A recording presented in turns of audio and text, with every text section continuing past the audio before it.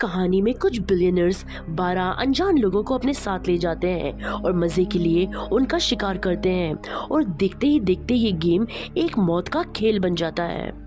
कहानी की शुरुआत में हम एक एथना नाम की लड़की को देखते हैं जो अपने दोस्तों से चैट पर बात कर रही थी। वो जिससे चैट कर रही थी वो सारे लोग बिलियनर्स होते हैं और एथना उनसे कह रही थी कि हंट आने वाला है और इस दुनिया में इंसानों के शिकार से ज्यादा मजा कोई और चीज में नहीं आता। एथना यहाँ इंसानों को मारने की बात कर रही थी। अगली सीन में हम एक प्लेन में एथना और उसके बिलियनर दोस्तों को देखते हैं। प्लेन की वेट्रेस एक बिलियनर से पूछती है कि आप क्या लेंगे। वो उसे एक वाइन लाने के लिए कहता है, लेकिन तभी प्लेन के उस हिस्से में एक अनजान आदमी आता है जो काफी डरा और घबराया हुआ होता है। वो उन सभी लोगों से कहता है कि तुम लोग सब कौन हो और मुझे कहाँ ले जा रहे हो। तभी वहाँ पर एक बूढ़ा आदमी आता है। वो अपने आप को डॉक्टर बता रहा होता है और उस आदमी को शांत करने की कोशिश कर रहा होता है। और जैसे ही वो आदमी शांत होता है तो वो ओल्ड आदमी उस आदमी की गर्दन में पेन घुसा देता है, पर वो आदमी उस चीज से मरता नहीं है। वो समझ नहीं पा रहा था कि आखिर ये लोग ऐसा क्यों कर रहे हैं। वो एक बोतल को उठाकर उस आदमी के सर पर मार देता है। अब इस शोर से एथना जाग जाती है। वो बाहर आकर अपनी हील्स को उस आदमी की आंख में घुसा देती है, जिससे उस आदमी की आंख उसकी हील के साथ ही बाहर आ जाती है और वो वहीं पर मारा जाता है। फिर वो ओल्ड आदमी उस आदमी की लाश को पकड़कर एक जगह लेकर जाता है जहां हम देखते हैं कि उस आदमी की तरह 12 लोग और मौजूद हैं, जिन्हें शायद ये बिलियनर्स अपने साथ पकड़ कर लाए हैं ताकि वो इनका शिकार कर सके। इसके बाद हमें एक लड़की को एक अनजान जगह पर बड़े से मैदान में दिखाया जाता है। उस लड़की का मुंह बंधा हुआ होता है। वो अपने आसपास देखती है कि उसके जैसे यहाँ पर बहुत सारे लोग मौजूद हैं जिनके मुंह उसी की तरह बंधे हुए हैं। इन लोगों को कुछ समझ ही नहीं आ रहा होता है कि इनके साथ क्या हो रहा है और ये लोग अब कहाँ हैं। तभी उस लड़की को नीचे से एक चाबी मिलती है जो उसके मुंह के लॉक की होती है। वो वहाँ से अपना मुंह का लॉक और सभी का मुंह का लॉक खोल देती है। तभी वहाँ पर उनको एक बहुत बड़ा बॉक्स दिखाई देता है। एक आदमी कहता है कि इसे मत खोलना, शायद ये कोई ट्रैप हो सकता है, लेकिन एक आदमी उस बॉक्स को खोल देता है। तभी उस बॉक्स के अंदर से एक पिग बार निकलता है और उस बॉक्स के अंदर बहुत सारे हथियार भी मिलते हैं। वहाँ सब लोग अपने हिसाब से अपने लिए एक एक हथियार ले लेते हैं और तभी ये मौत का खेल शुरू होता है। और तभी उनके ऊपर गोलियां चलने लगती है। एक गोली उसी लड़की को आकर लगती है जिसको पहले चाबी मिली थी। ये गोलियां कोई और नहीं बल्कि इतना के अमीर दोस्त अपने बंकर से चला रहे थे। एक आदमी उनकी तरफ भागता हुआ गोलियां चलाते हुए जाता है, लेकिन वो अमीर लोग उसे भी मार देते हैं। एक औरत गोलियों से बचने के लिए पेड़ों के पास भागती है, लेकिन वो एक बड़े से गड्ढे के अंदर गिर जाती है। एक आदमी उस औरत की मदद करने के लिए जाता है। जब वो उस गड्ढे में दिखता है तो वो देखता है कि उस गड्ढे में रॉड्स लगी हुई है और वो लड़की रॉड्स के ऊपर ही गिर गई थी। वो रॉड्स उस लड़की के आर पार हो जाती है, लेकिन वो लड़का फिर भी हिम्मत करके उस लड़की को बाहर निकालता है और उसको अपने साथ आगे लेकर भागने लगता है। और तभी उस लड़के का पाँव एक लैंडमाइन पर पड़ जाता है और उसकी मौत हो जाती है और वो लड़की वापस उस रॉड वाले गड्ढे में गिर जाती है। लैंडमाइन फटने की वजह से उसका आधा शरीर उड़ चुका था, जिसकी वजह से वो खुद को गोली मारकर अपनी जान ले लेती है। यहाँ से बचे लोग जंगल की ओर भागने लगते हैं, जहाँ उन्हें आगे जाते वक्त एक वायर की बाउंड्री दिखती है। 3 लोग तो उस वायर की बाउंड्री को आराम से पार कर लेते हैं, लेकिन एक बूढ़ा आदमी जब उस वायर की बाउंड्री को पार कर रहा था तो उसे पीछे से एक तीर आकर लगता है। उस बूढ़े आदमी को बहुत गुस्सा आ जाता है और वो उन बिलियनर्स की ओर उन्हें मारने के लिए जाता है, लेकिन वो अमीर लोग उसे तीर मारकर घायल कर देते हैं। फिर एक बॉम्ब फेंककर उसे उड़ा देते हैं। वहाँ पर वो बचे 3 लोग, पास में ही गैस स्टेशन दिखता है, उसके अंदर वो लोग चले जाते हैं, जहाँ पर उन्हें एक बूढ़ा कपल दिखता है।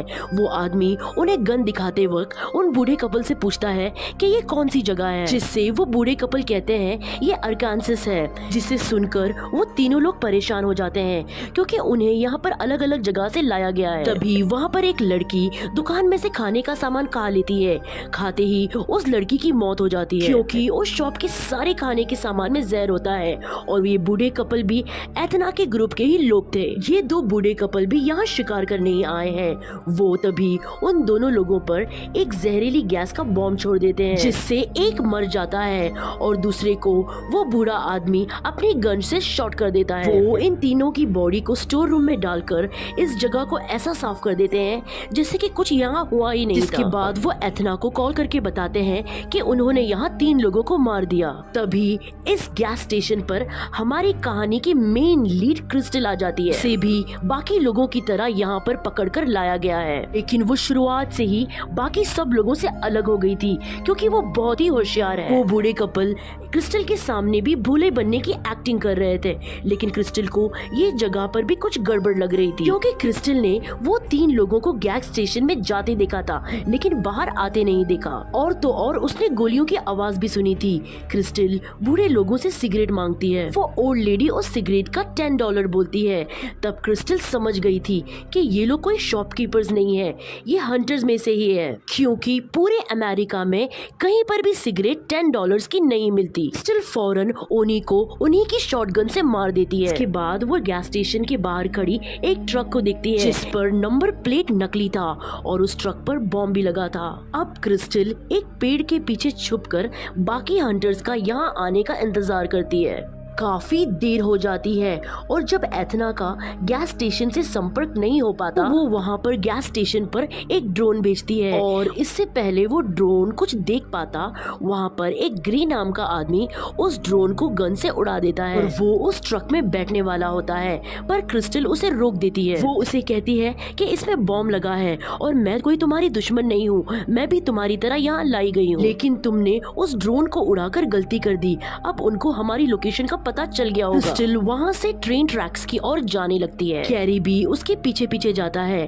कैरी रास्ते में क्रिस्टल को ये बताता है कि शायद हम एक मौत के खेल में फंस गए। कहता है कि मैंने अभी अभी एक आर्टिकल पढ़ा था कि कुछ बहुत बिलियनर लोग मासूम लोगों को पकड़कर उनका शिकार करते हैं और अपने मजे के लिए उनके साथ मौत का खेल खेलते हैं। तभी पीछे से हम एक ट्रेन को आता देखते हैं। क्रिस्टल और गैरी उस ट्रेन में चढ़ जाते हैं जहाँ उन्हें बहुत सारे रेफ्यूजीज दिखते हैं जो कोई और ही लैंग्वेज में बात कर रहे थे, लेकिन गैरी को वो सब मिले हुए दिखते हैं। गैरी को लगता है ये सारे रेफ्यूजीज नकली है और ये लोग हंटर्स के साथ मिले हुए हैं, लेकिन तभी इनकी ट्रेन को आर्मी वाले लोग रोक लेते हैं और क्रिस्टल गैरी से अपनी बंदूक छुपाने को कहती है। आर्मी वाले उन रेफ्यूजीज की चेकिंग कर रहे होते हैं। तब गैरी उन आर्मी वालों के पास जाता है और कहता है कि हम कोई रेफ्यूजीज नहीं है, हम तो अमेरिकन हैं। लेकिन आर्मी वालों को गैरी की लैंग्वेज समझ नहीं आती, इसलिए वो उन्हें वहीं छोड़कर चले जाते हैं। फिर तभी एक रेफ्यूजी आकर गैरी से कहता है, हे तुम पागल हो क्या, ये रेफ्यूजीज नकली नहीं असली है और मैं रेफ्यूजी नहीं हूँ, मैं एक हंटर हूँ, तुम टेंशन मत लो, मैं तुम्हें भागने का पूरा मौका दूंगा और जब तुम यहाँ से भाग जाओगे मैं तुम्हें फिर मार दूंगा। ये सुनकर गैरी का खून खौलने लगता है और वो उस पर कूद पड़ता है। उस हंटर की बैग में कई सारे बॉम्ब होते हैं। उस बॉम्ब में से एक बॉम्ब उठाकर गैरी उस हंटर की पैंट में डाल देता है। ये देखकर सभी लोग भागने लगते हैं। हंटर अपनी पैंट से बॉम्ब को नहीं निकाल पाता और वो वहीं पर फट जाता है। गैरी वहाँ से भाग जाता है, लेकिन क्रिस्टल को वहाँ के रेफ्यूजी कैंप में भेज दिया जाता है, जहाँ उसकी मुलाकात एक डॉन नाम के आदमी से होती है जो भी उसकी तरह हंटर का शिकार होता है। वो दोनों वहाँ पर बात ही कर रहे होते हैं।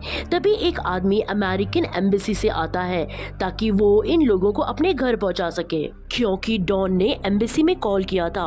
वो एम्बेसी वाला आदमी इन दोनों को अपनी कार में लेकर जाता है। हाँ, रास्ते में डॉन उसको सारी बातें बताता है कि कैसे हंटर्स उन्हें मार रहे हैं। तभी वो एम्बेसी वाला आदमी अचानक से ये कहने लगता है, शायद तुम लोगों ने कुछ बुरा काम किया है इसलिए वो लोग तुम्हें मार रहे हैं। ये सुनकर क्रिस्टल समझ जाती है कि ये एम्बेसी वाला आदमी भी हंटर्स के साथ मिला हुआ है। वो तभी बड़े आराम से लात मारकर उस आदमी को कार से नीचे गिरा देती है और कार को रिवर्स करके उसके सिर को कुचल देती है।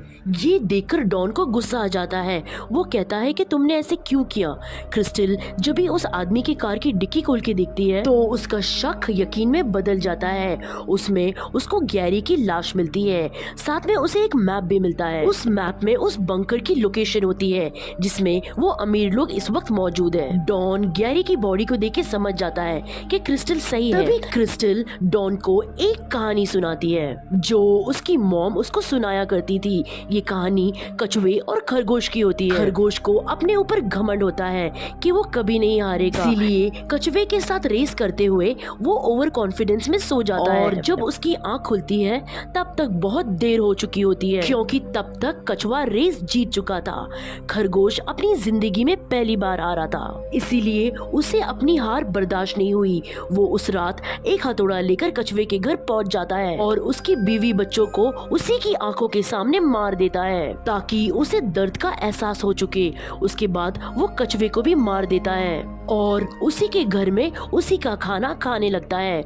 ये बात सुनकर डॉन क्रिस्टल से कहता है कि हम क्या है, कछुआ या खरगोश? जिस पर क्रिस्टल कहती है ये तो हमें कहानी के अंत में पता चलेगा। तभी क्रिस्टल और डॉन को वही पिग दिखाई देता है जो उस बॉक्स में से निकला था। फिर हमें उन हंटर्स को दिखाया जाता है जो अपने बंकर में बैठे बातें कर रहे होते हैं, जहाँ पर एथला फोन में उन सबको ऑर्डर दे रही होती है। वहाँ पर एक आर्मी ट्रेनर भी होता है जो इन सारे बिलियनर्स को शिकार करने के लिए ट्रेन कर रहा होता है।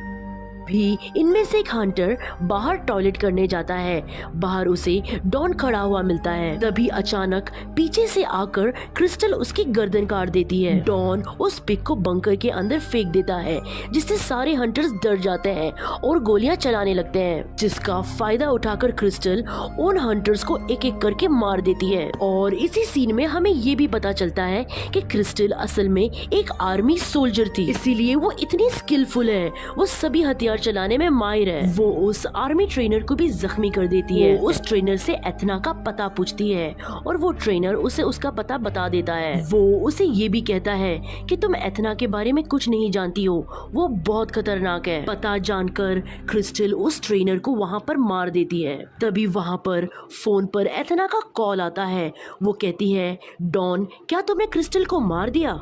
ये सुनकर क्रिस्टल को लगता है कि डॉन भी एथना के साथ मिला हुआ है और इससे पहले डॉन उसे बता पाता कि ये एक चाल है, क्रिस्टल डॉन को मार देती है। जिसके बाद हमें 1 साल पहले का सीन दिखाया जाता है जहां एथना एक बड़ी कंपनी में CEO है। और कहानी की शुरुआत में एथना जो इंसानों के शिकार के बारे में बात कर रही थी, जो अपने दोस्तों को कह रही थी, असल में वो एक मजाक कर रही थी, वो एक प्रैंक था। लेकिन कुछ लोगों ने एथना की चैट को लीक करके उसे वायरल कर दिया, जिसकी वजह से सबको ये लग रहा था कि एथना और उसके दोस्त सच में इंसानों का शिकार करते हैं। और इसी वजह से एथना के सारे दोस्त को अपनी जॉब और इज्जत से हाथ धोना पड़ा। अब कंपनी का ऑनर एथना को भी जॉब से निकाल देता है। इन सभी लोगों ने अपनी जॉब और अपनी इज्जत दोनों को दी थी, इसीलिए ये लोग उन लोगों को सच में मारने का सोचते हैं जिन्होंने इनकी चैट को लीक किया था या इन्हें बुरे कमेंट्स किए थे। ये लोग इसीलिए वो 12 लोगों को चुनते हैं जो इन्हें बुरे कमेंट्स कर रहे थे, जिसमें क्रिस्टल भी होती है। क्रिस्टल ने तो ऑफिशियल एथना को कमेंट किया था कि ऐसे लोग मरने चाहिए क्योंकि ये मासूम लोगों का शिकार करते हैं। इधर प्रेजेंट टाइम में क्रिस्टल आर्मी ऑफिसर की दी हुई लोकेशन पे एथना के घर पहुंच जाती है। अब घर के दरवाजे पर पहुंचने पर एथना बाहर रखे रेडियो से क्रिस्टल को कहती है कि अपनी गन बाहर ही छोड़कर आए, वरना वो गेट पर रखे बॉम्ब से उसको उड़ा देगी। क्रिस्टल गन को घर के बाहर रख के घर के अंदर चली जाती है। जैसे ही वो घर के अंदर जाती है, उसे दीवार पर उन 12 लोगों की फोटो दिखती है। ये वही 12 लोग थे जिन्हें ये हंटर्स यहाँ पर लाए थे। तभी क्रिस्टल को एथना दिखती है। एथना क्रिस्टल को बताती है कि मैंने तुम्हें यहाँ पर इसलिए लाया है क्योंकि तुमने मेरे बारे में बुरे कमेंट्स किए थे और वो जो गुनाह हमने किया भी नहीं था। एथना क्रिस्टल को क्रिस्टल की पूरी हिस्ट्री बताने लगती है कि उसकी मॉम बचपन में मर गई थी, उसके पापा एक नशेड़ी थे और अब उसके पास कोई जॉब नहीं है। ये सुनकर क्रिस्टल हंसने लगती है और एथना को कहती है कि तुम कितनी बड़ी पागल हो, तुमने तो एक बहुत बड़ी गलती कर दी, तुम गलत क्रिस्टल को उठा लाई। मैं वो नहीं हूँ जिसने तुम्हारे पोस्ट पर कमेंट किया था। मेरे बगल वाले घर पर एक और क्रिस्टल रहती है, शायद तुम्हें उसको लाना चाहिए था क्योंकि मेरे पापा कोई नशेड़ी नहीं थे और मेरी माँ अब तक जिंदा है। एथना को इस बात पर विश्वास ही नहीं होता और वो गुस्से में क्रिस्टल पर हमला कर देती है।